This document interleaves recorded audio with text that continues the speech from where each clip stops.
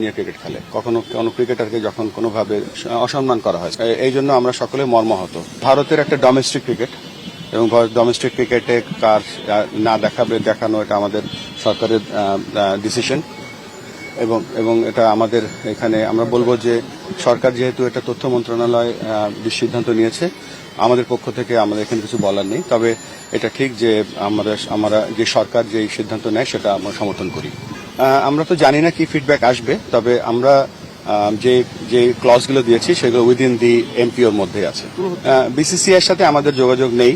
আমরা আইসিসির ইভেন্টের জন্য আইসিসির সাথে যোগাযোগ করেছি। না, আজকে তো আমরা শুধুমাত্র শোক বইটা লিখতে এসেছিলাম।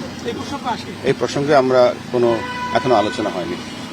এটা তো আমরা তো দু দেশের ক্রিকেট তো এটা বাইল্যাটারাল সিরিজ যেগুলো হবে, বিশ্বকাপে খেলা হবে, এগুলো একটা ব্যাপার। আর বিশ্বকাপে খেলতে যাওয়া আর সিকিউরিটি আরেকটা ব্যাপার। সো আমরা আপাতত বিশ্বকাপের যে ব্যাপারটা আছে সেটা নিয়ে আমরা চিন্তা করছি। না, দেখেন, মোস্তাফিজ আমাদের দেশের অন্যতম একজন খেলোয়াড়, আমাদের ইতিহাসের অন্যতম সেরা ফাস্ট বোলার।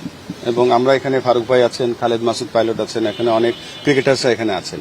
ক্রিকেটার্স যখন খেলতে যায় তখন তার মান সম্মান নিয়ে ক্রিকেট খেলে। তো আমরা সকলে যে ক্রিকেট বোর্ডের কর্মকর্তারাও যারা আছেন বা ইনক্লুডিং মি, আমরা এটা ভালোভাবে নেই না কখনো কোনো ক্রিকেটারকে যখন কোনোভাবে অমান্য করা হয়। সো অবশ্যই আমরা অসম্মান করা হয়, সরি। এবং এই জন্য আমরা সকলে মর্মাহত। এখানে ফারুক ভাই আছেন, সাকওয়াত ভাই আছেন।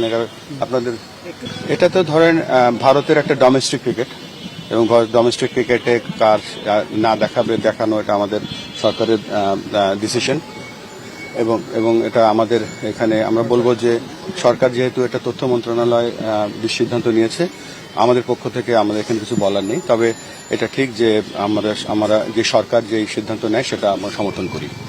আমরা তো জানি না কি ফিডব্যাক আসবে, তবে আমরা যে ক্লজগুলো দিয়েছি সেগুলো উইদিন দি এমপিওর মধ্যে আছে। বিসিসিআই এর সাথে আমাদের যোগাযোগ নেই।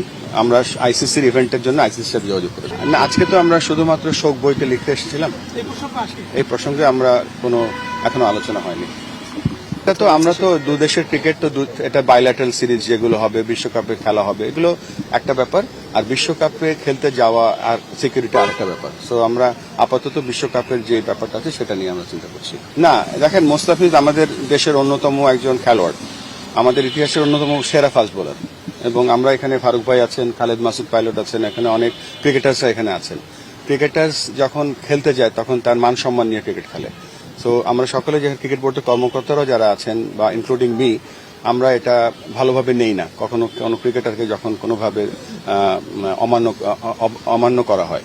সো অবশ্যই আমরা অসম্মান করা হয়, সরি। এবং এই জন্য আমরা সকলে